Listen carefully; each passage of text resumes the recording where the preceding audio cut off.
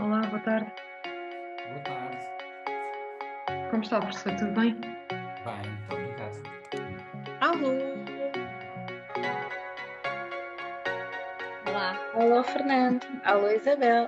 olá, Olá, Olá. boa tarde. bem-vindo. Muito obrigada por ter aceitado. Boa tarde.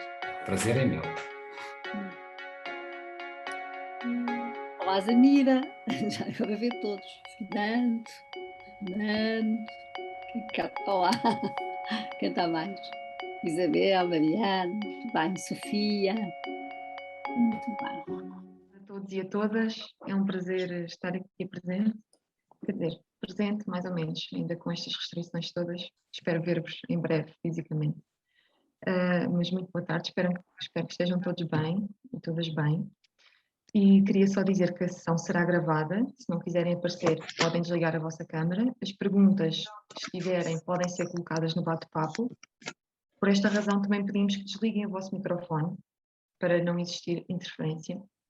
E resta-me desejar um bom resto de sessão e cumprimentar-vos uma vez mais. Até já. Então, pronto, vou fazer a abertura oficial. Gostaria, em primeiro lugar, de cumprimentar todos os presentes, em particular a professora Zília Osório de Castro, a professora jubilada da Faculdade de Ciências Sociais e Humanas e a fundadora das Faces de Eva e sua diretora emérita. Cumprimentar a minha colega e amiga Isabel Henriques de Jesus e cumprimentar os demais amigos e presentes, nomeadamente os organizadores destes seminários, a professora Zamira de Assis e a doutora mestre Mariana Rodrigues, minha orientanda. De resto, cumprimentar as boas-vindas ao professor Rui Nunes, expressar a alegria e a honra que é para nós tê-lo aqui hoje. O professor Rui Nunes é professor catedrático da Faculdade de Medicina do Porto, é presidente da Associação Portuguesa de Bioética, é uma pessoa de maior respeito nas áreas em que trabalha já há mais de 30 anos, é uma pessoa a quem me unem laços de profundo respeito, profunda admiração, profunda amizade, gratidão, com quem trabalho também há mais de um quarto de século, ou seja, não somos do tempo dos dinossauros, mas quase, em termos de trabalho, e expressar-lhe o gosto que é tê-lo aqui hoje a falar sobre questões que também lhe são caras, ou seja, não obstante trabalhar na área da bioética e das teorias da justiça e ser professor na área da medicina e fazer tudo aquilo que faz com grande excelência, interessa-se estes últimos anos muito pelas questões de género, tendo apresentado uma proposta de declaração sobre igualdade de género à Unesco. E hoje vem falar para o universo quase só feminino, só temos presentes dois homens, o professor Fernando Horta Tavares, professor da Nova e também nosso amigo à longa data, e o Dr. Fernando Santos Calçada, nosso aluno, e é um grande gosto revê-lo aqui, online, que já não o vi há 2 anos. De resto, creio que são os únicos dois e vamos começar o debate, ouvi-lo e e discutir questões que são da maior importância para todas e todos nós. Senhor professor, mais uma vez, muito obrigada por ter vindo visitar-nos. Muito bem, muito boa tarde, é um enorme prazer estar nesta sessão das Faces de Eva para tratar um tema especialmente importante e relevante na sociedade contemporânea, quer em Portugal, quer no espaço europeu, quer na comunidade internacional, até porque hoje vivemos, como vou tentar também explorar, num mundo completamente globalizado em termos culturais, e isso tem também a sua repercussão nestas temáticas, como aliás se pode apreciar recentemente em alguns países do mundo, onde aparentemente há um retrocesso na evolução de conquistas que se consideravam como inalienáveis, e por isso tratar estes temas, sobretudo com uma audiência tão diferenciada, é sempre um prazer e é também um momento de aprendizagem, porque aqueles como eu que dedicam a sua vida, ou grande parte da sua vida à academia, ao ensino, à investigação, estão sempre em contínua aprendizagem, e estas sessões, mesmo por via digital e telemática, contribuem muito para a nossa formação contínua ao longo da vida nestes e noutros temas. Por isso agradeço o convite, com especial enfoque em pessoas que muito aprecio e admiro, como a professora Isabel Henriques Jesus, a professora Helena Pereira de Melo, como disse, trabalha de perto há muitos anos em temas conexos à bioética e ao biodireito, e por isso, naturalmente, é um convite que me dá um duplo prazer pela instituição, pelo tema e também pela amizade e pelos laços que nos unem. Uma palavra também à professora Asília Osório de Castro, que tenho plena consciência da importância que representa nesta organização e, mais do que isso, na sociedade portuguesa. Enfim, permitia-me dispensar de cumprimentar todos os outros presentes, conheço muitos e muitas, mas tornava fastidiosa esta introdução. Queria apenas dizer sinceramente que é um prazer estar aqui a tratar um tema, repito, da maior importância e cuidado, até do ponto de vista da política legislativa, como veremos, atual, neste preciso momento que estamos a falar, e o tema que me propuseram é precisamente a mulher, a saúde e a reprodução. Lá está que é um tema imenso e, portanto, eu vou ter, por economia de tempo, que me cingir a determinados aspectos desta área vastíssima, que naturalmente nos encanta e preocupa a todos. Vou dividir esta intervenção basicamente em 3 partes. Primeiro vou tentar, enfim, na minha modesta opinião, modestíssima opinião, tentar fazer um enquadramento ético-social, porque eu vou pronunciar-me essencialmente sobre questões de natureza ética, social, com ramificações naturalmente para o sistema de saúde, para as políticas públicas e também para a política legislativa, mas enfim, a minha área, o meu mainstreaming profissional é bioética, é ética, as teorias da justiça, como já foi dito, e portanto não sou jurista de formação, nem economista, e portanto vou andar em torno destas temáticas, mas sempre nesta perspectiva, enfim, que é aquela que abraço há largos anos. Portanto, vou efetuar um breve contexto ético-social, depois vou centrar esse contexto num conjunto de valores que consegui refinar de tal forma, enfim, que não fosse fastidioso estar aqui a fazer uma vasta elencagem desses mesmos valores de uma sociedade plural e de um Estado democrático de direito, como é Portugal. Finalmente, vou abordar alguns dilemas da saúde reprodutiva da mulher, em bom rigor dos casais, mas essencialmente da mulher, com especial enfoque em 2 áreas, que, repito, têm especial acuidade pela sua importância, pela sua relevância, mas também pelo facto de, neste momento, haver propostas de lei, ou houve recentemente, e algumas estão precisamente a acontecer agora, que pretendem alterar o quadro legal em Portugal, nomeadamente a interrupção voluntária de gravidez e algumas técnicas de procriação medicamente assistida, dado que, enfim, seria completamente impossível, neste espaço de tempo, abordar com um mínimo de pormenor estes e outros temas, enfim, conexos. Portanto, andarei à volta desta estrutura organizativa e depois, enfim, farei uma conclusão final, onde vou aludir a alguns desafios globais das sociedades contemporâneas que,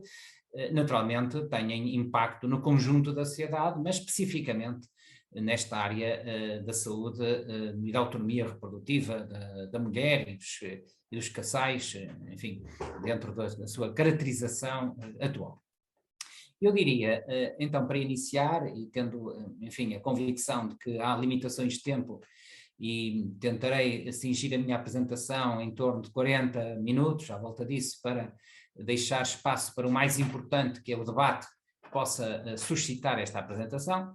Mas para enquadrar, então, no plano ético-social, eu diria que, felizmente, em Portugal, na Europa e no mundo civilizado, estamos a construir paulatinamente sociedades seculares e sociedades seculares que naturalmente têm algumas prerrogativas e que são modelos de convivência que, enfim, pelo menos muitos de nós, incluindo eu próprio, perfilham e não encontrando melhor alternativa.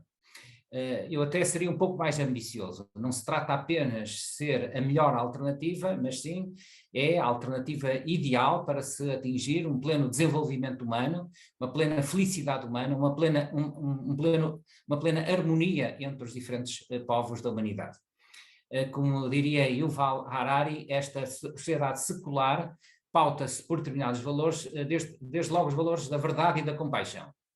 E este aspecto é absolutamente central, sobretudo, como veremos mais tarde, face a uma sociedade onde a desinformação é particularmente importante, infelizmente.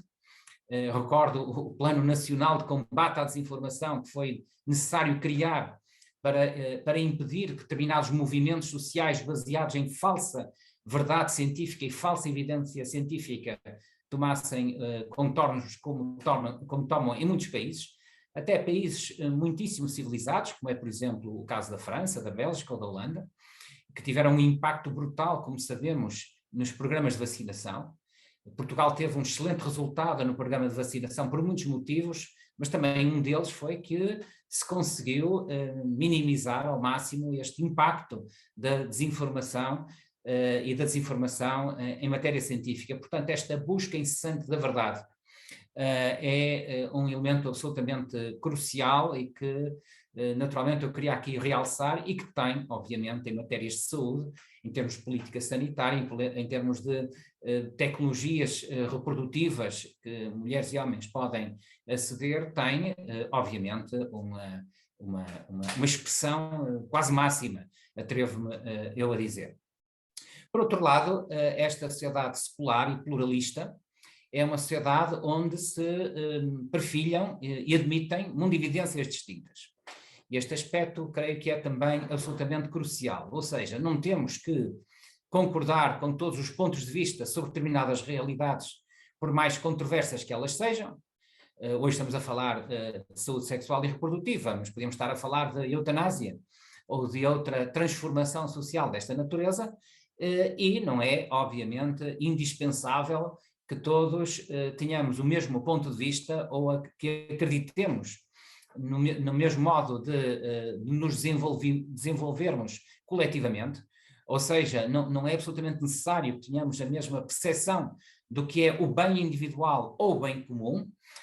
Mais importante, se calhar, é aprendermos num clima de tolerância e de respeito mútuo a entender que há visões distintas deste bem individual e deste bem comum. E por isso eu não tenho a mínima tentação de tentar endoutrinar ninguém ao longo desta minha breve intervenção, mas sim de expor determinadas perspectivas e determinados valores para que possam, agora sim, concordar ou discordar fundamentadamente daquilo que, enfim, me proponho aqui transmitir. Portanto, esta sociedade plural enquanto mosaico de mundividências, muitas vezes radicalmente distintas, eu creio que é a marca genética, a marca d'água das sociedades civilizadas do século XXI, e como tentarei dizer na conclusão, espero que não haja nenhum retrocesso civilizacional nesta matéria.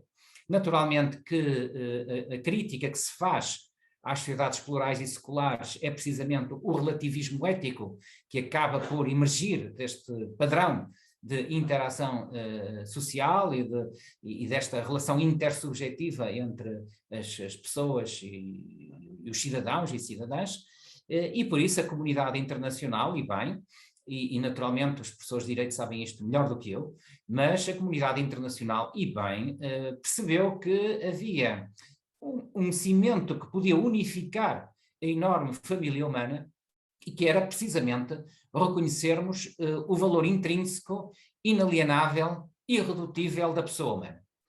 Claro está que mais tarde vou aprofundar o conceito de pessoa, que é a questão de debate central da ética contemporânea, pelo menos da minha perspectiva, mas eu creio que se acordarmos por consenso mútuo entre as partes, não por imposição coerciva de uma determinada visão do mundo, ou do bem-estar individual ou coletivo, mas por acordo, por contrato social, se quisermos, que há este valor irredutível da pessoa, na sua dignidade, nos seus direitos fundamentais, naturalmente transportados para o contexto desta sessão, acaba por ser possível esculpir um elenco substantivo de direitos das mulheres. Eu creio que esta visão, que depois tem ramificações em políticas de igualdade, não discriminação, toda esta evolução, eu penso que merece um consenso alargado na sociedade internacional, no espaço global em que hoje nos movemos, independentemente de, naturalmente, haver uma geometria muito variável nesta matéria. Ou seja, apesar de haver grandes consensos, pelo menos no plano doutrinal nestas temáticas, percebe-se que depois há realmente níveis de implementação muito distintos, mas curiosamente não ouvimos ninguém, nem mesmo, por exemplo, os talibã que agora tomaram o poder no Afeganistão, não ponham em causa publicamente esta evolução. Naturalmente que depois a ação pode não compaginar-se com a doutrina, mas a verdade é que há este consenso, e eu diria que este é o consenso a que a humanidade chegou, e bem, no final da Segunda Grande Guerra Mundial foram necessárias 2 guerras mundiais e a perda de muitas dezenas ou centenas de milhões de vidas para se perceber que o nosso futuro pós-humano está intrinsecamente interligado.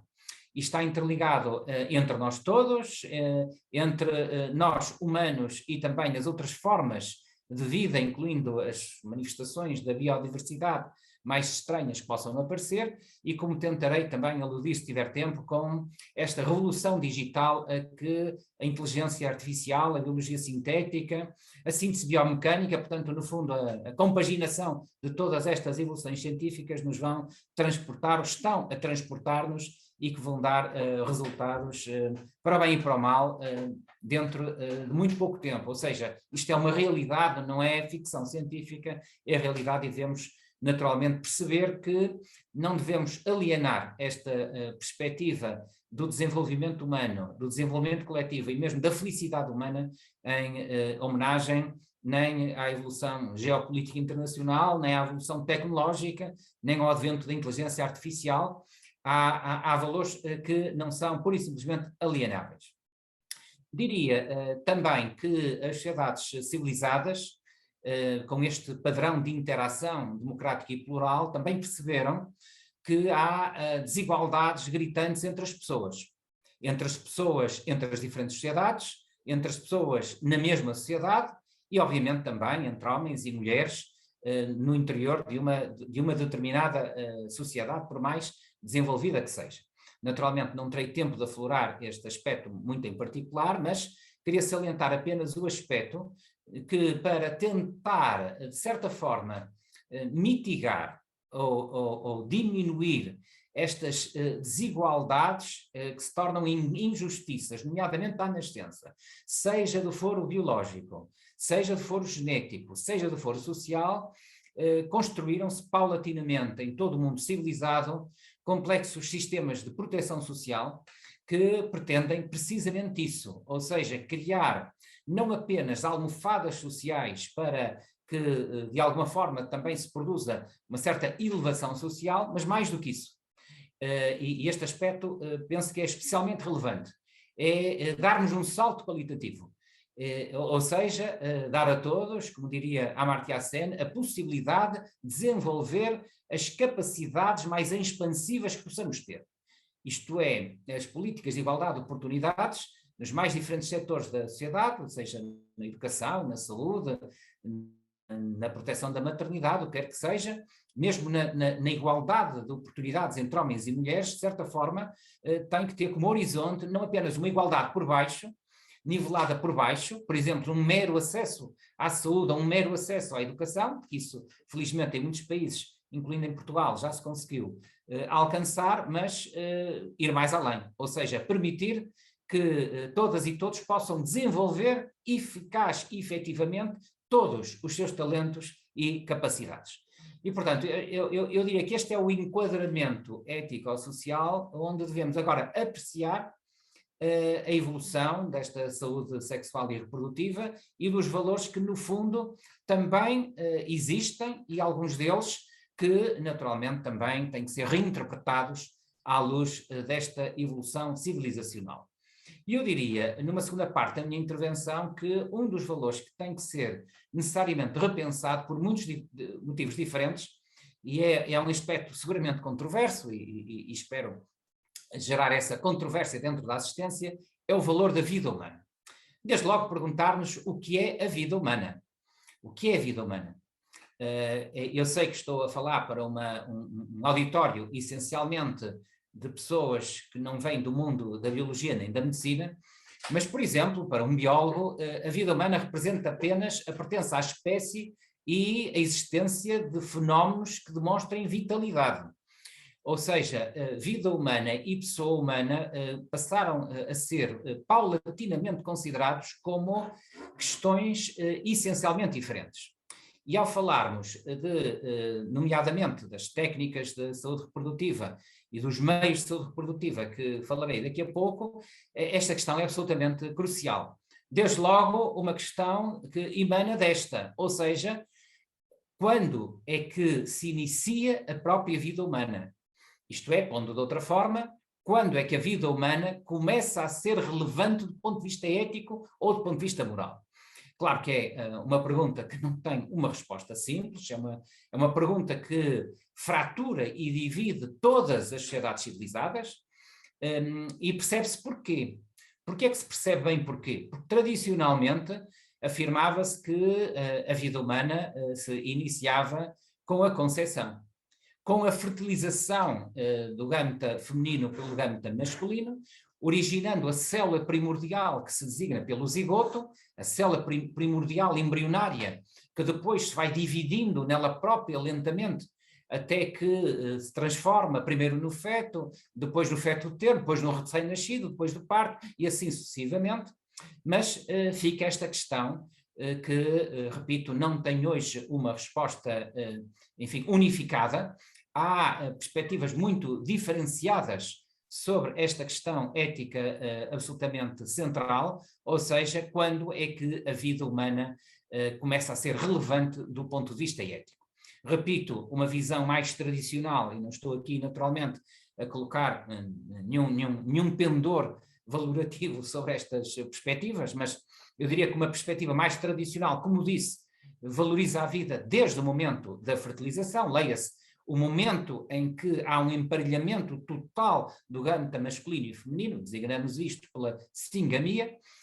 Ora bem, para uma outra perspectiva radicalmente diferente, a vida humana vai-se lentamente transformando nela própria à medida que se vai desenvolvendo o substrato biológico para o desenvolvimento da pessoalidade. Eu espero que não tenha sido muito confuso. Ou seja, se para uns a vida humana começa no exato momento da fertilização, ou seja, o salto ontológico dá-se no momento da fertilização, para outros a vida humana, ou seja, o respeito que deve ser atribuído à vida humana é algo de progressivo e não é algo de imediato e não é algo de concretizável no momento específico do tempo. E percebe-se porquê, porque é que houve esta evolução que hoje tem um peso específico muito grande nas sociedades civilizadas e que naturalmente esta evolução em grande medida vai condicionar posteriormente a legislação sobre a interrupção de gravidez, ou sobre procriação assistida, ou sobre a inseminação pós-mortem, ou sobre a gestação de substituição, ou sobre a experimentação embrionária, etc. Eu diria então que há esta segunda perspectiva, claro que eu estou a ser simplista, porque haverá com certeza perspectivas intermediárias ou até alternativas, mas eu diria que estas são as duas grandes correntes de opinião, uma que consagra ao embrião humano desde a fertilização, desde a célula primordial que é o zigoto, uma vida intrinsecamente pessoal, como a de qualquer um de nós que está a partilhar esta sessão digital, e depois há uma outra perspectiva que entende que o que é realmente valorizado não é tanto a pertença biológica à espécie, para alguns isso até se designa por especiísmo, como sabemos, mas o desenvolvimento da própria racionalidade e do substrato biológico da racionalidade. Portanto, eu diria que este é o outro extremo, é o extremo daqueles que consideram que o que é realmente valorizável numa sociedade plural, democrática, de vanguarda do século XXI, é o sujeito racional, o sujeito com autoconsciência, com consciência e pensamento abstrato, capaz deste pensamento lógico que estamos aqui a ter, ou espero que estejamos a ter todos ao longo desta tarde, com sentimentos e emoções, como diria Damásio, que pensa muito nesta interligação entre a inteligência lógica e racional e a inteligência emocional, com pensamento moral, portanto, a capacidade de fazer escolhas éticas em torno de valores, com intencionalidade. A pessoa humana tem intenções, as intenções que no fundo estão na base, até na base ética das suas decisões.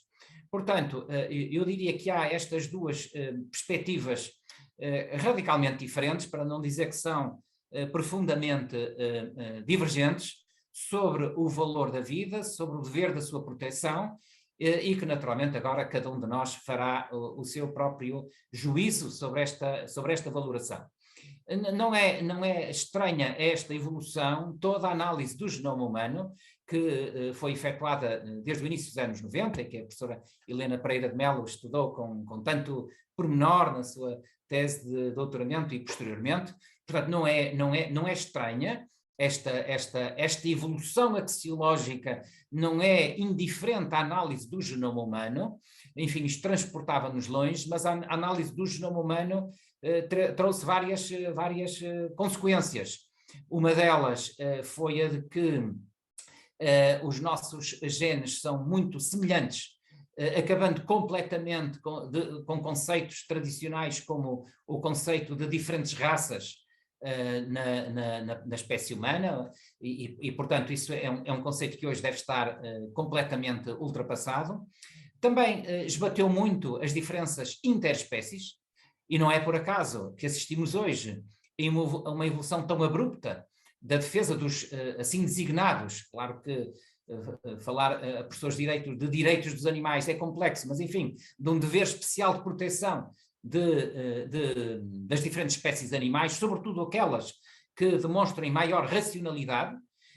Portanto, esta proximidade entre a pessoalidade torna-se mais importante do que a proximidade do ponto de vista genético, e obviamente que esta evolução no sentido de valorizar aquilo que nos faz e transforma em pessoas acaba por ter um impacto, enfim, negativo na proteção das manifestações de vida humana não pessoal. Claro que para o efeito desta intervenção hoje estou-me a cingir especificamente ao embrião, ao feto e, quiçá, também ao recém-nascido, mas num outro contexto podia falar também dos doentes em estado vegetativo permanente, ou no estado vegetativo persistente, portanto com o córtex cerebral completamente destruído, ou mesmo de certos quadros demenciais onde se discute se sim ou não estamos a falar da mesma pessoa ou de pessoas humanas radicalmente diferentes por vezes. Portanto, eu diria que este é um aspecto absolutamente central, é uma evolução que todos os países civilizados, vamos designar assim, uma evolução verificada em todos esses países e que obviamente acaba por ter um impacto tremendo nas políticas públicas e na legislação sobre saúde sexual e reprodutiva, aos mais diferentes níveis. Claro que eu não vou ter tempo de abordar todas as manifestações, mas só a título exemplificativo, quando se deu o debate sobre a legalização da contracepção de emergência, enfim, há 15, 20 anos atrás, como se recordarão, penso que foi em torno do ano 2000, pois uma das questões centrais era se, sim ou não, a contracepção de emergência era um método abortivo. E sendo um método abortivo, qual era o impacto bioético e jurídico e social e moral dessa mesma contracepção de emergência. Enfim, não vou aflorar esse aspecto, mas só deixar a nota de que a opinião que venhamos a cristalizar sobre esta temática acaba por ter ramificações praticamente em todos os planos da saúde sexual e reprodutiva. Uma segunda evolução axiológica da maior relevância é não apenas o aparecimento, mas o reforço e o reforço acrescido do direito à autodeterminação reprodutiva da mulher e também dos casais, por assim dizer. Naturalmente que é uma evolução também relativamente recente, na história da sociedade portuguesa e da própria história da medicina portuguesa.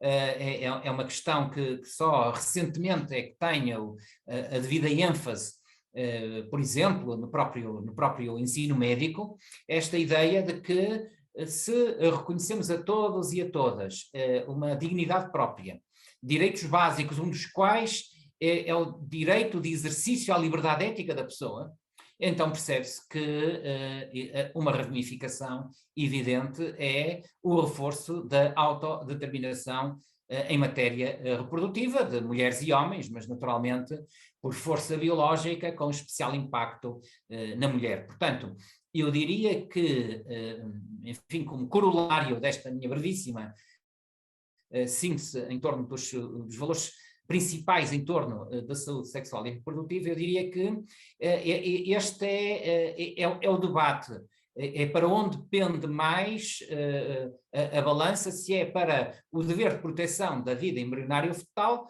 ou, por outro lado, se é o pleno gozo dos direitos de autodeterminação reprodutiva. Diria também que há um aspecto especialmente relevante, quer em matéria médica, quer em matéria de política sanitária, quer mesmo de política pública, quer mesmo em desenvolvimento social e desenvolvimento humano, que é o advento do planeamento familiar. O planeamento familiar, enfim, não espero não chocar ninguém, mas na minha modesta perspectiva é provavelmente, de uma forma isolada, o maior instrumento, a melhor ferramenta que contribuiu para os direitos das mulheres. Sei que estou a ser controvertido, mas em qualquer caso cá estarei para defender esta posição. Porquê? Porque o planeamento familiar, nomeadamente recorrendo não apenas, mas também à contracepção farmacológica, naturalmente permite um enorme domínio, um domínio real do corpo da mulher por si própria, ponto número 1.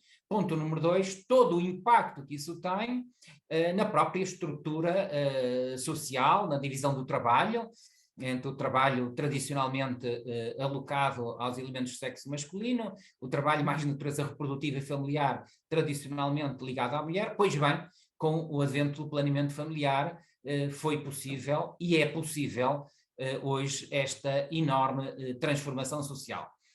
Não é por acaso, aliás, que os movimentos autocráticos de toda a natureza, ou aqueles que perseguem algum retrocesso social nesta matéria, a primeira coisa que fazem é tentar controlar precisamente a autonomia reprodutiva da mulher em geral e o planeamento familiar em particular. Portanto, deixar aqui esta nota de que este direito de acesso a um sistema de saúde que possa providenciar com qualidade e em tempo útil, o tempo útil já lá irei daqui a pouco a propósito dos prazos de interrupção voluntária de gravidez. Este planeamento familiar, interpretando também um direito universal a constituir família, que me parece que deve ser aqui salientar, creio que é uma das evoluções mais importantes do ponto de vista da própria família humana, da comunidade humana. Eu não diria que é do sistema de saúde ou da medicina, mas que é uma evolução importantíssima e que, repito, afirma direitos hoje inalienáveis das mulheres, de homens, de casais, a constituir família, mas também a planear essa mesma família. Para finalizar, porque o meu tempo já vai longo, eu iria agora tentar interpretar esta evolução em duas áreas. Eu vou ser necessariamente sintético. Uma delas é, e para início, toda a política pública e a evolução social em Portugal da interrupção voluntária de gravidez. E selecionei este tema pela sua importância, naturalmente, pela sua importância histórica, pela sua importância real, mas também porque, como saberão, existem neste momento duas propostas de lei da Assembleia da República para alterar os prazos da interrupção voluntária de gravidez. E, por consequência, vale a pena debatê-los aqui com algum pormenor, e já agora, debater estes prazos em torno do conjunto de valores que eu aqui apresentei.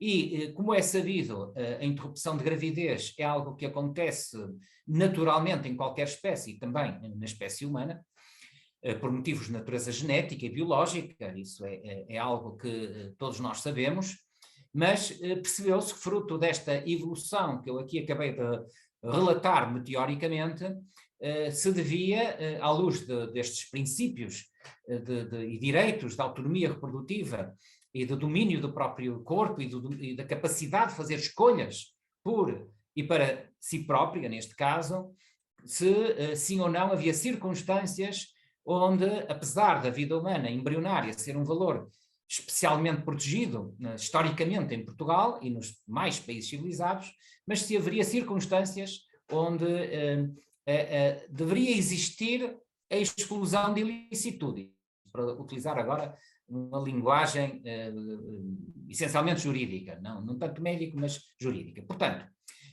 resumindo e concluindo, numa primeira fase, é uma interpretação pessoal com o risco enfim, de ser uma posição minoritária, mas a posição que me parece razoável é esta.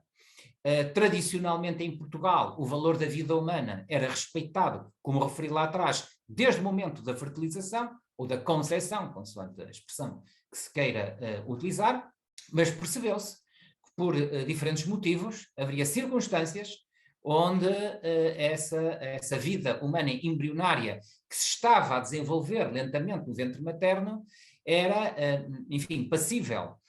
Esse desenvolvimento era passível de ser interrompido se existissem circunstâncias de force majeure que o justificassem. Naturalmente que esta apreciação tem muitos contornos sociais, éticos, morais, religiosos, culturais, tradicionais ou de outra natureza, mas percebeu-se, e a sociedade portuguesa evoluiu significativamente nesta matéria, que haveria circunstâncias onde essa interrupção seria legítima. Mas sempre, repito, na ótica de o bem a preservar era o bem, vida humana intrauterina, e agora vamos encontrar aqui exceções que sejam legítimas pela proporcionalidade, pela ponderação dos diferentes pressupostos em causa. Um deles é, naturalmente, a vida ou integridade física ou moral da mãe, e, portanto, este assim designado medicamente como abortamento terapêutico. Eu sei que há uma nomenclatura diferente, mas medicamente nós designamos por abortamento terapêutico quando o que está em causa é, naturalmente, o risco para a vida ou para a integridade física ou psicológica da mãe. Claro que, enfim, a legislação portuguesa tem, aliás, uma redação um pouco confusa nesta matéria, mas, neste caso, se existe realmente perigo de morte, até pode não haver sequer prazo, enfim, se trata apenas de evitar esse perigo, pois a legislação remete para um prazo de 12 semanas. E agora perguntam porque é que é 12 semanas ou não é 14 ou 10? Já lá iremos a este aspecto da ética dos prazos. Depois há uma segunda circunstância, aliás, que foi especialmente controvertida no debate médico, que é o assim designado por abortamento eugénico. Claro que a expressão não é, se calhar, feliz para muitos, mas é medicamente correta, no sentido de que o que está em causa é interromper a gravidez, já não porque está em causa a saúde ou a integridade física, ou moral, ou psicológica da mãe, mas o que está em causa é a qualidade biológica do nascituro e o facto do nascituro ser portador de uma grave deficiência, precisamente ao nascimento. Bom, é evidente que este aspecto é especialmente controverso, porque, enfim, o tempo está a avançar, mas só 2 ou 3 notas.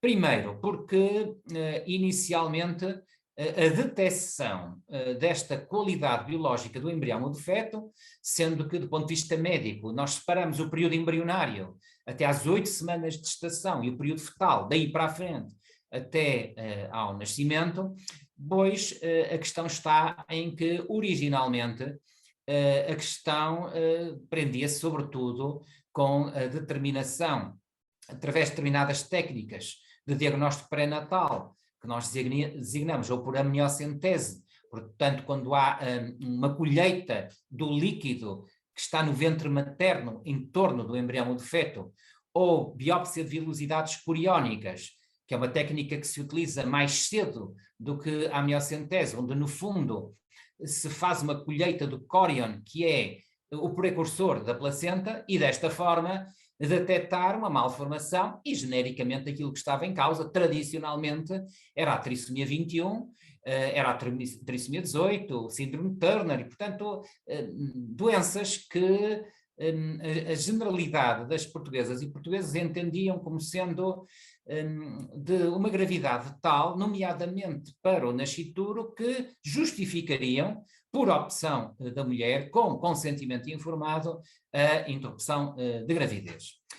Agora, só duas notas sobre este abortamento eugénico. Primeiro, com a análise do genoma humano, como eu referi lá atrás, hoje é possível de se efetuar a análise dos produtos embrionários ou fetais, do líquido amniótico ou das células que circulam no líquido amniótico, já não apenas para 4 ou 5 ou 6 doenças, nomeadamente do foro cromossómico, como a trissomia 21, mas para uma enormíssima pleiade de doenças, doenças porque a análise do genoma humano permitiu, através da análise fina dos nossos genes, detectar as nossas 5 ou 6 mil doenças monogénicas, mais uns milhares de traços e susceptibilidades genéticas, e portanto hoje, resumindo e concluindo, o diagnóstico pré-natal e o eventual abortamento eugénico, e é preciso que os casais e as mulheres tenham percepção disto, é passível de ser feito para, basicamente, qualquer doença genética, mesmo doenças de manifestação tardia, e que, a meu ver, a lei não é suficientemente clara na matéria, porque eu pergunto, quando a lei refere haja seguros motivos para prever que o nascituro venha a sofrer de forma incurável de grave doença ou malformação congénita, isto não exclui, por exemplo, doenças de manifestação tardia. Ora, nós, pela análise total do genoma humano, que hoje qualquer um de nós, aliás, pode fazer, basta dispor de algumas poucas centenas de euros, a verdade é que isto complexifica muito e os casais e as mulheres em particular devem perceber a enorme complexidade que resulta desta enorme capacidade que a biologia e a genética têm hoje no fundo, de fazer o diagnóstico e, no fundo, de transferir a responsabilidade de uma decisão para as mulheres ou para os casais em sede de interrupção legal da gravidez. Portanto, deixar esta nota, e o meu conselho seria muita informação, muito esclarecimento e, sobretudo, aconselhamento genético apropriado. Seria, pelo menos na ótica médica, um nível muito substancial de má prática se este tipo de intervenção não fosse acompanhado de um aconselhamento genético que, deixar esta nota, é, por definição, por princípio de ética médica, um aconselhamento neutral ou não dirigido. Portanto, não compete a quem faz aconselhamento genético, no fundo, impor nenhuma visão à mulher e aos casais, mas apenas a expor as consequências das suas decisões. Portanto, há também esta causa de exclusão de ilicitude. Houve uma enorme controvérsia quando, na última revisão na matéria, houve uma alteração do prazo legal de interrupção de voluntária de gravidez das 16 para as 24 semanas, e esta questão não é despiciente, porque como veremos daqui a pouco, há um argumento muito semelhante para as propostas que foram, enfim, levadas a debate e estão em debate na Assembleia da República, nomeadamente as propostas das deputadas independentes Joacine Catar Moreira e Cristina Rodrigues, exatamente com o mesmo argumento, ou seja, o prazo foi estendido de 16 para 24 semanas, porque o sistema de saúde não conseguia responder em tempo útil à interrupção de voluntária de gravidez até às 16 semanas. Se calhar o prazo de 24 semanas é um pouco extenso demais. Pessoalmente recomendaria 22 ou 20 semanas, eventualmente 22. Porquê? Porque o prazo de 22 a 24 semanas é geralmente considerado como o prazo da viabilidade fetal, ou seja, o momento a partir do qual o feto tem capacidade de sobrevivência autónoma em relação ao organismo materno. Ora, pode dar-se o caso se o procedimento não for devidamente efetuado, pode dar-se o caso que já aconteceu em Portugal, portanto não é pode dar-se, já se deu. Felizmente que há consciência profissional de que isto deve ser evitado. Fruto da técnica de interrupção de gravidez, legal, dentro do prazo das 24 semanas, no fundo, o feto ainda nascer com vida. Portanto, estão a ver a situação, enfim, extraordinariamente complexa que estamos iatrogenicamente a gerar. Diria que há uma terceira causa de exclusão de ilicitude, enfim, todos conhecemos, quando há um atentado contra a autodeterminação reprodutiva da mulher, nomeadamente em sede de violação, como nós sabemos, e a grande alteração foi dada após referendo de 2007, que não sendo vinculativo, como sabemos, porque não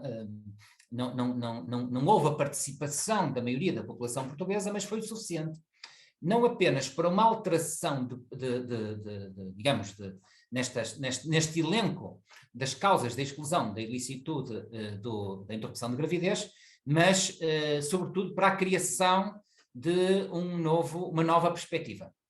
E, portanto, eu terminaria este capítulo, até porque a hora já vai realmente muito alongada, este capítulo da interrupção de gravidez, dizendo o seguinte, que fruto do referendo de 2007, fruto da lei que está neste momento em vigor, da interrupção de gravidez, não houve apenas a criação de mais uma tipologia, neste caso jurídica, de causas de exclusão de ilicitude do aborto. Houve mais do que isso.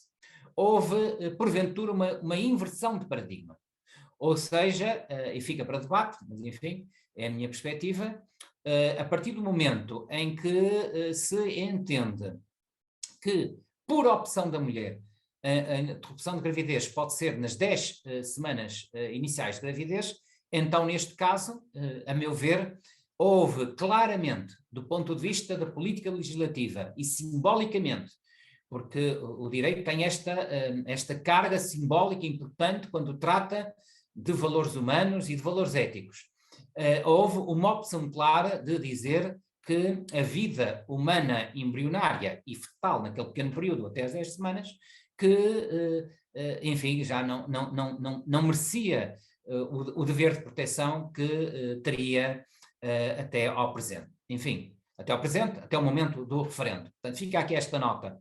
E assim sendo, e na esteira do argumento que eu apresentei há pouco, da vida humana embrionária ser uma vida humana evolutiva, e portanto o estatuto e o dever de proteção também serem eles próprios evolutivos, então é difícil, estou a ter cuidado com as palavras, mas é difícil dizer que há uma distinção muito clara entre as 10, 11, 12, 13, 14, 15 ou 16 semanas de gravidez. Porque, em bom rigor, em nenhuma delas estamos a presenciar uma manifestação de vida humana pessoal e o desenvolvimento ontogénico do embrião, e neste caso do feto, não tem diferenças que se possam considerar eticamente significativas. Eticamente significativo pode ser a mudança biológica do embrião para o feto, ou eventualmente o facto de se atingir o limite de viabilidade fetal por volta das 22, 24 semanas, mas dificilmente se pode argumentar que há uma diferença substantiva entre as 10, 12, 14 semanas de gravidez. Por isso, as propostas das deputadas independentes que referi há pouco, uma que pretende passar para as 14, o limite de interrupção por opção livre da mulher até às 14 semanas de gravidez e outra para as 16 semanas de gravidez, não creio que possa ser imediatamente desconsiderado, porque podem existir razões atendíveis que o justifiquem. Enfim, sei que isto não está eivado de controvérsia, mas conhecendo bem o sistema de saúde, nomeadamente o modo como o sistema de saúde responde nestas circunstâncias, e repito aqui o que disse há pouco, sobre o facto de que houve uma extensão do limite legal de interrupção de gravidez das 16 para as 24 semanas no abortamento eugénico, basicamente, enfim, por muito que me custe dizer, porque o sistema de saúde não conseguiu responder em tempo útil aos pedidos e às solicitações de muitas mulheres, que não era apenas por opção livre, era preciso também efetuar o diagnóstico pré-natal. Pois bem, aquilo que é alegado nestas propostas de alteração de prazos é essencialmente um motivo muito semelhante, ou seja, de que, por muitos motivos diferentes, há determinadas mulheres, nomeadamente pertencentes aos estratos menos favorecidos da sociedade, que não conseguem, por, enfim, muitas vezes até obstáculos existentes no sistema de saúde, interromper legalmente a gravidez durante estas 10 semanas. Por isso, ficará depois para a discussão sobre se sim ou não a nossa sociedade está preparada e a nossa Assembleia da República deseja naturalmente uma evolução desta natureza. Ora bom, como o tempo está a avançar, eu talvez deixasse as questões da procriação medicamente assistida para o debate, nomeadamente as relacionadas com a própria ética da procriação medicamente assistida, a evolução que se assistiu do ponto de vista dos valores que presidiam à procriação medicamente assistida, nomeadamente uma fase que eu acompanhei, porque integro hoje o Conselho Nacional de Ética para as Ciências da Vida, mas também integrei já nos anos 2002 a 2008, e portanto acompanhei de muito perto esta discussão e recordo, por exemplo, que nos anos 2000 a vastíssima maioria do Conselho entendia que as técnicas de procriação medicamente assistida eram legítimas na exata medida que respeitassem o princípio da subsidiariedade, ou seja, que fossem não uma alternativa à reprodução natural, mas que fossem, no fundo, subsidiárias, quando o projeto parental não tinha já condições fruto de uma certa incapacidade biológica de procriar, e naturalmente ao longo destes anos percebeu-se que, por muitos motivos diferentes, primeiro as mulheres, tenho a certeza que no futuro também os homens, terão a possibilidade de olhar para a procriação medicamente assistida não apenas como um método subsidiário, portanto um tratamento médico de uma doença que nós designamos por infertilidade conjugal, mas, ou das mulheres, ou de quem quer que seja, mas para um patamar diferente, como é aliás aquele que consta hoje na legislação portuguesa, e a meu ver muito bem. Portanto, deixar esta nota que há todo um conjunto de questões que se prende com a procriação assistida, mas que, repito, este é porventura o aspecto central.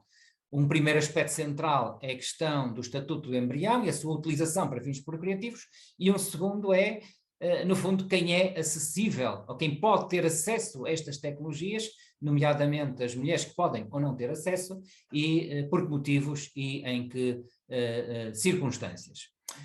Para terminar, porque a hora vai longa e seria muito interessante depois podermos escalpelizar estes e outros aspectos durante o debate, eu diria que toda esta evolução que afirma genericamente os direitos humanos, a igualdade, a não discriminação, os direitos reprodutivos da mulher, o direito a formar família, o direito a fazer este tipo de escolha, que parecia uma evolução que não tinha retrocesso possível, a meu ver, e infelizmente hoje tem que ser profundamente percepcionado como algo que efetivamente pode ter uma evolução abrupta no sentido negativo deste termo, e por motivos diferentes. E eu terminava apenas com uma reflexão muito solta para permitir um debate alargado, mas também com esta sensação de um futuro que está muito mais próximo do que nós julgamos. Em primeiro lugar, e mesmo na Europa, há algum retrocesso do Estado de Direito. Enfim, temos visto sistematicamente, ainda ontem os canais televisivos falavam exatamente desta questão a propósito de países como a Polónia e a Hungria nos debates no Parlamento Europeu, como sabemos. Portanto, não precisamos para ir para fora do espaço europeu para perceber que este tipo de causa, este tipo de batalha é uma batalha sem tréguas e, portanto, não há pausas nas conquistas civilizacionais em torno dos direitos humanos, porque as pausas vão implicar necessariamente retrocessos e portanto, eu atrevo-me a dizer que este é um fator especialmente preocupante que se viu na América Donald Trump, que se vê também, enfim, de uma forma mais mitigada também no Brasil, que se vê em alguns países europeus e que naturalmente nos deve manter a todos bem alertas sobre os fins que queremos concretizar. Uma segunda nota, também para debate, que também parece ficção científica, mas não é o advento da inteligência artificial.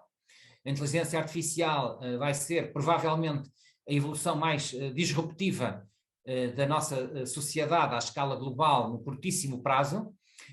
Porquê? Porque a inteligência artificial vai ter todas as competências lógicas dos seres humanos, com uma capacidade de aprender, de ensinar, de tomar decisões e de trabalhar em rede que, enfim, nós não estamos diretamente a observar, mas que se não tivermos a capacidade de regular através da tecnologia e através do direito, amanhã vamos seguramente, enquanto civilização, arrepender-nos e, portanto, importa hoje tomar medidas concretas para que neste mundo globalizado das grandes plataformas digitais, que amanhã serão controladas completamente pela inteligência artificial, enfim, conseguir um mínimo de supervisão que garanta a felicidade humana. Para finalizar, e agora no domínio mais da reprodução humana, deixar esta nota de que esta evolução multiforme da comunidade internacional tem levado naturalmente a que haja tentações neo-eugénicas. Enfim, deixava este tema para debate, mas não deixa de ser muito curioso que das mesmas universidades de ponta anglo-saxónicas, onde emergiu o conceito de eugenismo no século XIX, primariamente por Francis Galton, primo direito de Charles Darwin, como sabemos, e que originou toda a política eugénica que, enfim, decorreu durante o século XX e que temos triste memória. A verdade é que hoje, de uma forma diferente, num prisma diferenciado, há correntes neo-eugénicas muito refinadas, só que, e assim termino, atribuem a responsabilidade deste eugenismo, ou seja, da utilização de toda a tecnologia genética e científica que a medicina e a ciência possam dispor para que os casais possam e devam ter filhos com a maior capacidade biológica possível. Pois bem, esta responsabilidade é transferida do Estado, como no passado, para os casais e para as mulheres em fase reprodutiva. Portanto, fica aqui este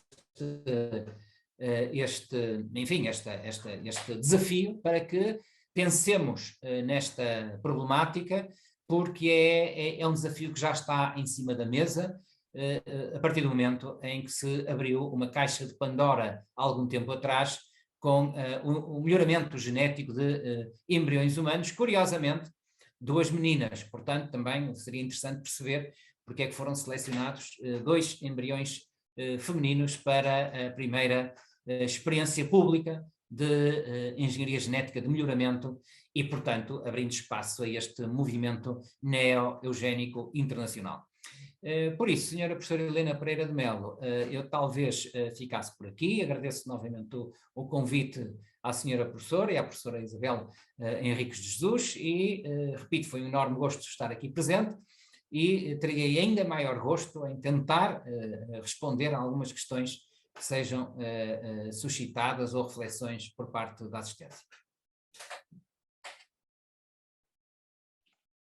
Muito obrigada, senhor professor, pela sua muito interessantíssima exposição, que nos suscitou questões muito sérias, e passo a palavra à Isabel para que modere o debate.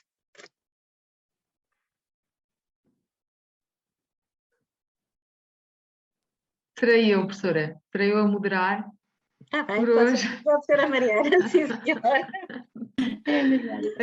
Mas se a Isabel quiser começar com uma questão ou com algum comentário, posso passar-lhe já a palavra. Está bem, então eu vou aceitar esta vossa sugestão e começar por agradecer, porque gostei francamente muito, porque acho que toca naqueles aspectos que são, de facto, aspectos absolutamente essenciais àquilo que são, aquilo que é a pessoa humana, não é? E que nos põe questões, enfim, às vezes de índole pessoal, outras vezes de índole social. Eu não entrarei propriamente nas questões jurídicas nem médicas, porque não tenho competências para isso, ia só apontar algumas questões que talvez, não sei se são propriamente perguntas, mas talvez um pouco também de alguma reflexão sobre esta questão. E começaria talvez pela questão da interrupção voluntária da gravidez, que, enfim, sempre senti, pessoalmente até, que é uma coisa de uma sensibilidade extrema, que a maior parte das vezes os pressupostos que nos fazem dizer sim ou não têm a ver com questões de outra natureza que não propriamente aquelas que eu gostaria que tivessem a ver, e que muitas delas foram focadas por si. Eu estou-me a lembrar, por exemplo, que quando foi do referendo, lembro-me que li nessa altura um conto da Manuela Porto, portanto a literatura está sempre também presente, que nos ensina imenso sobre estas coisas, dá-nos outra visão destas coisas, outra sensibilidade para estas coisas também. E lembro-me que li um conto da Manuela Porto em que punha questões terríveis do ponto de vista social e psicológico relativamente à questão da existência de crianças de qualquer maneira, daquelas que vinham, que Deus trazia ao mundo, como se dizia, não é? Portanto, que vinham as que viessem, e que punha questões de facto absolutamente, enfim, tremendas,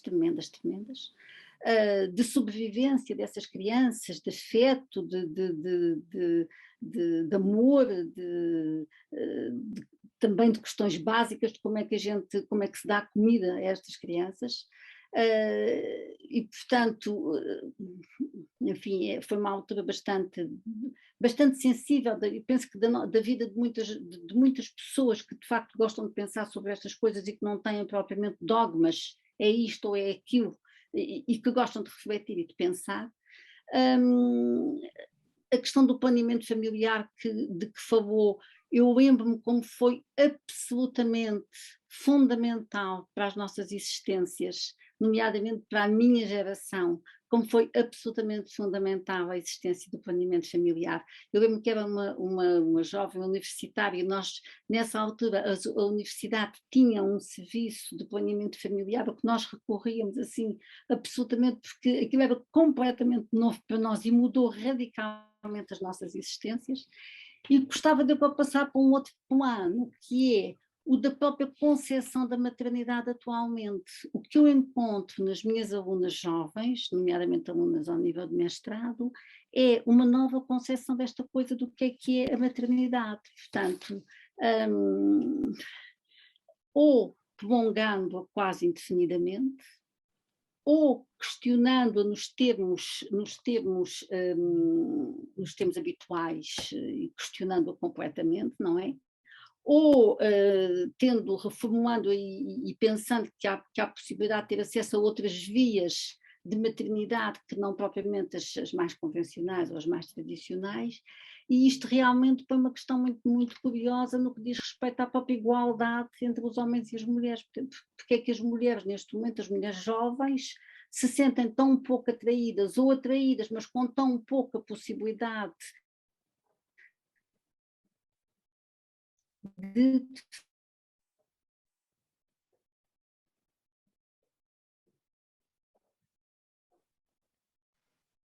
Isabel, perdemos-te. Congelou. E pronto, olha, o que foi possível, pronto, não se consegue, o que foi possível, se quisermos, para ajudar ao debate, tudo bem. Não sei, está congelado ainda. Não, já descongelou. Pronto. Já descongelaste. Já, not frozen. Está bem. Temos também uma pergunta da Isabel, que acabou de publicar um livro que eu vi no ICS sobre sexualidade e a revolução dos escravos. E que lhe faz uma pergunta ao Rui sobre, está aqui no bate-papo, O advento do planeamento familiar após o 25 de Abril foi fundamental para as mulheres, apesar das intenções do Estado, o analfabetismo, os preconceitos morais, a falta de acesso à informação foram impeditivos de uma evolução mais rápida e mais ampla. Pergunto-lhe como pode o Estado envolver-se na garantia ou no reforço do direito à autodeterminação reprodutiva nos nossos dias. Pronto, debate lançado. As duas Isabéis. Muito bem, talvez começasse por esta última questão da professora Isabel Freire e depois, naturalmente, faça a ponte possível com o que a senhora professora Maria Jesus acabou de nos expor, porque penso que, apesar de tudo, são questões interrelacionadas. Uma primeira nota é de que nem a ciência nem a tecnologia são neutras do ponto de vista ético e do ponto de vista social. Durante muito tempo pensou-se que sim. Recordo o meu mentor, supervisor, o professor Luís Acha, que era biólogo, que era filósofo, que era jesuíta, e tinha muito esta ideia de uma ciência neutra, mas a ciência não é neutra, nem a tecnologia. E não são neutras porque têm consequências.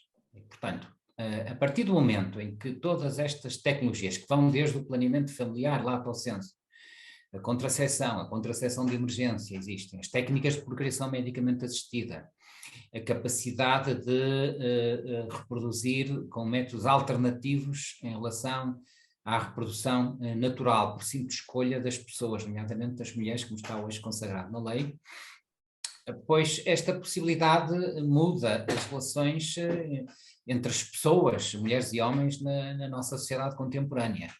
E não estou a ver que em democracia secular e plural vá ser diferente, pelo contrário, vai seguramente aprofundar-se esta questão. Ora, respondendo agora diretamente à questão formulada que está no chat, eu diria que para, no fundo, por um lado, enfim, o Estado se envolver garantindo este direito à autodeterminação reprodutiva dos casais e, designadamente, das mulheres. E, por outro, também se consolidar, eu não digo uma visão diferente, nem antiga, da maternidade, mas uma visão que possa parecer coroada de algum bom senso, eu diria que há alguns passos que necessariamente terão que ser dados. Mas não, sem antes dizer que pertence àquele grupo de portugueses e portuguesas que acredita muito no nosso país. Enfim, se calhar sou um otimista exagerado, mas acredito e, se dúvidas tivesse, o modo como combatemos a pandemia, ali com um pequeno, enfim, desvio, mas culturalmente induzido na altura do Natal, o ano passado, eu penso que mostra que estamos longe da perfeição, mas apesar de tudo, estamos bastante mais avançados do que possamos julgar assim numa observação muito superficial. Dito isto, é evidente que há passos a dar. Os passos a dar em Portugal, nos outros 27 Estados que compõem a União Europeia, obviamente, Portugal hoje não existe isoladamente, está num espaço europeu cada vez mais cimentado internamente, e a meu ver bem. É isso que nos vai permitir resistir no futuro uma nova pandemia, se acontecer, através da União Europeia da Saúde, por exemplo. Não vou ter tempo agora de escalpelizar, mas que é um projeto interessantíssimo. Curiosamente, de uma mulher que também é médica, como a senhora Ursula von der Leyen. Mas não vivemos sequer num espaço europeu stricto sensu, hoje estamos num mundo globalizado e isso complexifica esta evolução. Porque se as democracias não conseguirem fazer valer os seus pergaminhos, não conseguirem mobilizar a cidadania para uma cidadania responsável, é natural que aqueles focos que hoje se assiste na periferia da Europa, nomeadamente a leste e em muitos outros países por esse mundo fora, podem contaminar seriamente os esforços de democratização do planeta. e vão seguramente condicionar aquilo que é absolutamente essencial para o futuro, que é a existência de mecanismos de governação global que sejam supranacionais e que neste momento, enfim, são apenas vestigiais, quer do ponto de vista político, quer do ponto de vista até sanitário. Basta ver, enfim, os resultados que a Organização Mundial da Saúde conseguiu ou não conseguiu durante esta trajetória. Mas dito isto, e com esta ressalva, eu diria agora, falando estritamente do nosso país, porque foi a questão que foi colocada, mas realçando que Portugal, não estando isolado, o problema não pode ser visto apenas na ótica do nosso Estado-nação, digamos assim, diria que há vários planos através dos quais o Estado pode e deve intervir. O primeiro plano é o plano da educação e, portanto, todos os esforços que possam ser canalizados para reforçar a qualidade da educação. Lato sensu. Um povo que não é educado, um povo que não é culto, é um povo que não tem futuro. E se olharmos, enfim, para exemplos até de países democráticos que estão a ter um curso, enfim, no mínimo estranho, veremos que provavelmente a razão de ser dessa deriva, que depois traduz na deriva política e social, é em grande medida por falta de empenho na educação e na cultura desse mesmo povo, ou desses mesmos povos. Portanto, eu diria, uma primeira nota prende-se como é que o Estado pode intervir. Por exemplo, através do reforço da educação para a cidadania, da educação para uma cidadania responsável, de uma educação para os valores, de uma educação para que estes temas sejam naturalmente apresentados e debatidos quando é importante que sejam apresentados e debatidos, ou seja, na fase formativa da personalidade.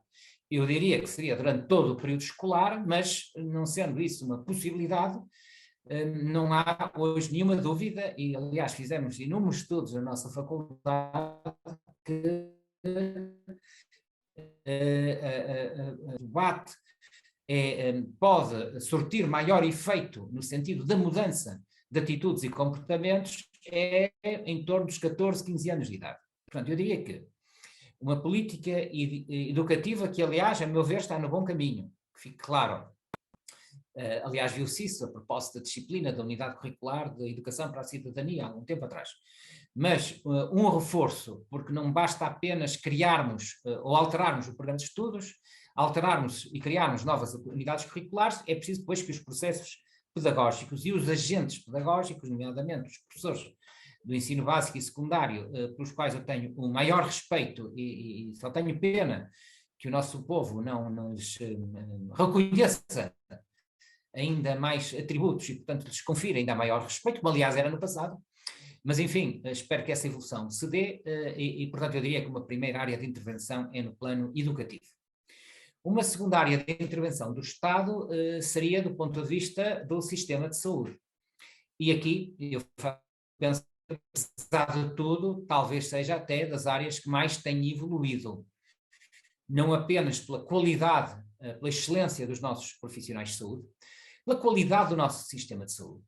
Nós não temos, talvez, consciência, porque o espaço público é sistematicamente ocupado com críticas e muitas vezes, naturalmente, justas e adequadas à performance do nosso sistema de saúde, mas convém termos esta ideia de que, primeiramente, tivemos uma resposta, apesar de tudo, muitíssimo satisfatória à pandemia pela Covid-19, mas mesmo deixando de lado esta terrível pandemia que nos assolou, no momento imediatamente anterior ao início da pandemia, Portugal já tinha um sistema de saúde que estava acima da média europeia em termos de qualidade e desempenho. Portanto, nós conseguimos desde o 25 de Abril, isto porque também foi aqui citado na pergunta, o 25 de Abril, esse trajeto pós-revolucionário, a verdade é que nós conseguimos, desde o 25 de Abril, algo que alguns congêneres europeus não conseguiram com os sistemas de saúde criados nos anos 40. E, portanto, não temos todos seguramente esta consciência que o nosso sistema de saúde, em janeiro do ano passado, estava à frente, em termos da hierarquia dos sistemas de saúde europeus, à frente de sistemas como o inglês do Reino Unido, ou o espanhol, ou o italiano. Portanto, isto para dizer que O sistema de saúde naturalmente tem que evoluir, sobretudo no âmbito dos cuidados de saúde primários, que é onde tudo acaba por se desenvolver e desenrolar, pelo menos é a interface entre os cidadãos, cidadãs, entre as mulheres e o sistema de saúde, é precisamente os cuidados de saúde primários. Portanto, é preciso apostar mais nos cuidados de saúde primários, e fica já esta nota, que valorizar os médicos de família, os enfermeiros de família, é um imperativo da nossa sociedade, e, portanto, quando eu ouço críticas e até uma subvalorização dos médicos de família, fico especialmente consternado, porque toda a doutrina internacional nos diz que melhorando os cuidados de saúde primários, vamos melhorar o sistema de saúde, concretamente neste aspecto da saúde sexual e reprodutiva, mas enfim, não é o espaço agora para aprofundarmos este tema, mas portanto dizer que uma segunda linha de intervenção do Estado é aprimorar o sistema de saúde. Não vamos agora aqui aflorar que sistema de saúde, que modelo, ou a interface entre público e privado, enfim, o sistema de saúde no seu conjunto pode fazer mais, pode fazer melhor, apesar de já fazer muito bem, que fique claro. Eu diria que um terceiro aspecto é no plano das políticas sociais. No plano das políticas sociais há espaço, por exemplo, para uma modalidade diferente de apoio à maternidade. E aqui já estou a tentar também responder à professora Maria de Jesus, porque vamos lá ver. Houve, durante sobretudo os anos da crise, 2011, 2012, 13, 14, houve alguns estudos que indiciaram que as mulheres portuguesas e os casais portugueses muitas vezes tinham uma ótica distinta da maternidade, como foi aqui referido, mas muitas vezes não por opção, não por escolha, mas por constrangimentos de natureza profissional, de natureza académica, de natureza laboral, de natureza económica, de natureza familiar. Ou seja, não era uma escolha real, mas era uma escolha induzida pelas circunstâncias económicas, sociais e familiares. O que distingue o nosso povo, e concretamente as nossas mulheres e homens, tal como outros do sul da Europa, dos países nórdicos, onde aí sim a maternidade tem substantivamente uma perspectiva diferente, e onde a opção reprodutiva se calhar não é tão valorizada como no sul da Europa. Enfim, há estudos que, sobretudo na crise, houve uma diminuição da natalidade, só que no caso dos povos do sul da Europa não era por escolha, era por constrangimento. Portanto, lá está, políticas sociais diferentes talvez possam moldar esta realidade, reinfantizando o próprio conceito de maternidade, por um lado, e por outro lado, dando condições para que, efetivamente, os casais e as mulheres que querem reproduzir o possam fazer com completa consciência e também sem colocar em causa as suas perspectivas de vida, porque nós não queremos voltar ao passado, onde a maternidade, no fundo, coloca em causa evoluções, nomeadamente em termos do mercado de trabalho, que foram, no fundo, evoluções importantes e ainda muito longe do ideal. Se olharmos, por exemplo, para, por um lado, o nível de rendimento médio entre homens e mulheres com as mesmas qualificações, e também o acesso das mulheres a determinados lugares-chave e posições-chave da sociedade, nomeadamente em lugares de chefia, seja no setor privado, seja em empresas públicas, seja em titulares de cargos políticos, etc. Aliás, eu ainda não fiz essa recensão, mas farei, ou alguém fará, por exemplo, ver quantos presidentes de Câmara, agora que tivemos eleições, dos 308 municípios, são mulheres ou são homens, para se perceber bem este argumento. Finalmente, para além da educação, da saúde e da proteção social, eu diria que uma outra área de intervenção especialmente interessante, e eu creio que nesse sentido, apesar de tudo, temos evoluído consideravelmente bem, a meu ver, é no plano da política legislativa. Naturalmente que não basta termos boas leis, elas depois têm que ser concretizadas, mas eu creio que efetivamente a evolução na última década foi positiva em muitos domínios. Por exemplo, enfim, eu tencionaria tratar isso na exposição, não tive tempo de o fazer adequadamente, por exemplo, em matéria de inseminação artificial pós-mortem, ou em termos de gestação-substituição, ou enfim, noutros domínios, onde the law matters, portanto, as leis têm uma importância real e que está para além da mera peça legislativa. É também um instrumento importante de mudança e de educação para a cidadania. Portanto, tudo que seja, digamos, uma política legislativa moderna e consentânea com esta evolução é seguramente bem-vinda e, por consequência, eu creio que, enfim, a senhora professora tem razão, ainda há um campo de manobra muito grande, mas para quem é da minha geração e acompanha esta evolução nos últimos 30 anos, eu acho que a palavra de ordem só pode ser satisfação e orgulho, não pode ser outro daquilo que se conseguiu nesta matéria e do estado em que estávamos há 30 anos atrás. E, por consequência, eu creio que, naturalmente, não podemos nunca relaxar, temos de estar sempre na linha da frente do combate, mas também com plena consciência de que já muito se fez e muito devemos àqueles que até antes de nós lutaram para conseguirmos hoje estar no patamar em que estamos. Muito obrigada, professor. Se me permitem só dizer que houve uma redução do número de mulheres presidentes de Câmara nas últimas eleições autárquicas e amanhã será debatida na Assembleia da República a alteração da lei em matéria de procriação pós-mortem, acesso à procriação assistida pós-mortem. Dito isto, Mariana, menina. Bem, muito obrigada, professora. Até estava aqui a anotar, porque isso é muito interessante e eu quero ficar atenta a essa discussão. Professor, muito obrigada pela sua exposição e pela forma completa e atenta como respondeu às questões e à Isabel também por ter colocado a questão e à professora Isabel também. Muito obrigada a todos. Fiquem à vontade para colocar mais alguma questão. Penso que já nos estamos a aproximar das 7h30. Não sei se alguém quer partilhar um pensamento, uma reflexão, uma questão, inquietação. Talvez nós já devêssemos passar a professora Zília, o que acham? Muito bem, muito bem. Então, professora Zília, por favor. Microfone. Professora, não estamos a ouvir. Professora, não estamos a ouvir. Continuamos sem ouvir.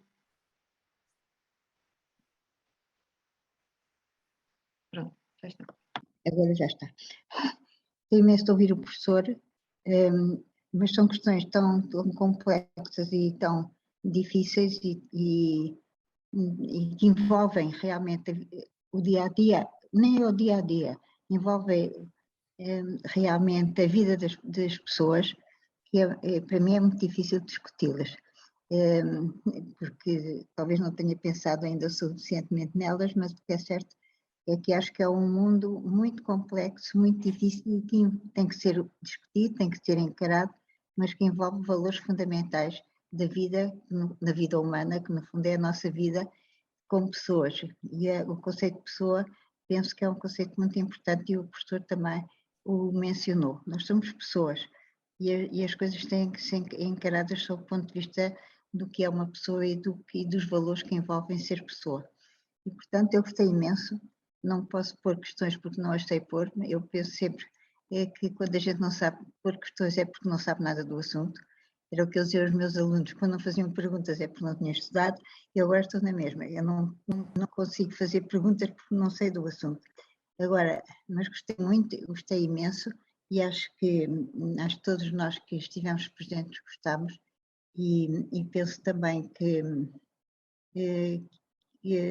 no fundo são problemas, torno a dizer que são problemas fundamentais, que o professor tratou de uma maneira que eu considero muito clara, muito precisa.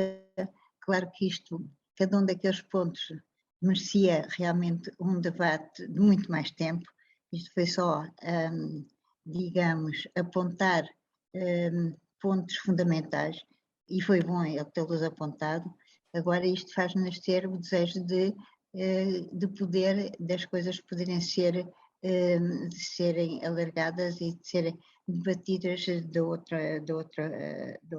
modo e com mais tempo e com mais tempo e com mais possibilidades de termos um modelo e pôr questões que são questões que cada uma de certeza tem na sua mente. Por isso eu ousava dizer ao professor que gostaríamos muito que mantivesse o contacto connosco, ou nós com ele, e dizer-lhe que as Faces de Eva têm um caminho aberto para o receber com amizade, com admiração, e que estamos sempre prontos a ouvi-lo, penso eu, a ouvi-lo e a debater as questões básicas que apontou nesta sua comunicação. Muito obrigada, professor. Ainda bem que esteve cá e espero que volte para outra sessão igualmente interessante e talvez mais específica, mas não sou eu que organizo as sessões e, portanto, só posso dar um palpite. Queria também dizer que estas sessões, estes estudos vai continuar, em data ainda não determinada, em tema também ainda não determinado, mas que esperamos que todos possam estar presentes, porque tem sido realmente muito enriquecedora como esta foi para nós, embora levantasse muitas questões, e as questões que se levantam são mesmo o índice de enriquecimento que ele trouxe à nossa forma de pensar e de ver as coisas. Obrigada, professor.